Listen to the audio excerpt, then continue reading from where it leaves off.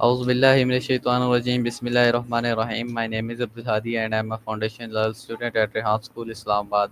So viewers, جیسا کہ آپ جانتے ہیں جب بھی آتے ہیں ایک نئی ٹیڈکس ٹاک کے ساتھ آتے ہیں، تو آج بھی ہم ایک ٹیڈکس ٹاک کے ساتھ آئے ہیں جس کے اسپیکر کا نام آفرین مشتاق ہے.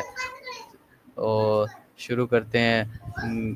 میں نے آفرین مشتاق کی ٹیڈکس ٹاک فلائی اے مست دیکھی اور اس سے بے حد متاثر ہوا. ان کی گفتگو نے یہ سکھایا کہ زندگی میں کامیابی حاصل کرنے کے لیے سب سے پہلے اپنے آپ پر یقین رکھنا ضروری ہے. اگر ہم اپنی صلاحیتوں کو پہچان لیں اور ہمت نہ ہاریں تو دنیا کی کوئی طاقت ہمیں اپنے خواب پورے کرنے سے نہیں روک سکتی. آفرین نے اپنی کہانی کے ذریعے یہ پیغام دیا کہ مشکلات اور ناکامیاں دراصل کامیابی کی راہ میں رکاوٹ نہیں بلکہ ایک راستہ ہے جو ہمیں مزید مضبوط اور باہمت بناتی ہیں.